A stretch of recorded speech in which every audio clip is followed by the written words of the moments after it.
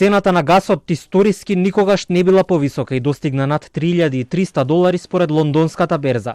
И нафтата по повеќе од деценија и половина урива рекорди. Најавите на Соединетите Американски држави и Европската Унија дека ќе забранат увоз на руска нафта и газ придонесе за драстичен скок на цените на овие енергенси. Вакво нешто не е забележано на енергетските берзи за така краток временски период. Експертите предупредуваат дека ќе има големи последици за европската и светската економија, затоа што доколку ваквите цени се задржат подолг период и продолжат да се зголемуваат, тогаш ќе растат и цените на сите производи. Порастот на цените на енергенсите директно ќе се одрази врз крајните цени, особено онаму каде што енергенсите се директен инпут во производството, така што тоа ќе предизвика зголемување на директните трошоци за производство и ќе ја намали и онака ниската конкурентност. Веројатно овој удар во поголема мера ќе го почувствуваат транспортниот сектор и оние сектори каде што цената на енергенсите има големо учество во крајниот производ. Што може да направи државата околу овие нагорни трендови на цените на енергенсите, одговараат експертите. Уште веднаш треба да се реагира со некакви мерки за директна помош на населението или евентуално намалени даноци. Енергетичарот Драган Миновски во став за Телма вели дека е потребно активирање на сите домашни производствени капацитети, затоа што покрај нафтата и гасот, цената на струјата исто така забрзано расте и на светските берзи во моментов се ближи до 500 евра за мегават час.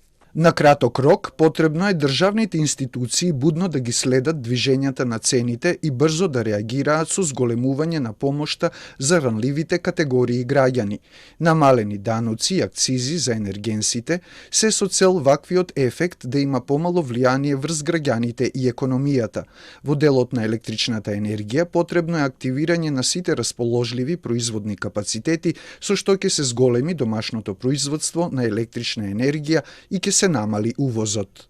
На алармантни бројки предупреди Државниот завод за статистика. Објави дека во февруари споредено со истиот месец лани, трошоците на живот пораснале за 7,6%. Во однос на истиот месец лани, индексот на цените на мало е зголемен од 8,6%. Според експертите, целата оваа кризна состојба кај нас како и во светски рамки придонесува да паднат во вода првичните финансиски проекции на владата за годинава. Кризата која што е настаната како резултат на војната инвазија на Русија врз Украина, како и севкупните притисоци врз цените, оние првични очекувања за реализација на бруто домашен производ од околу 4% во 2022 година веќе се нереалистични, затоа што ризиците кои што во моментот постојат се исклучително надолни и се нагласени. Во меѓувреме, поранешниот председател на Русија Димитри Медведев саркастично им честиташе на, како што вели, своите европски колеги за цената на гасот која достигна историски рекордно ниво.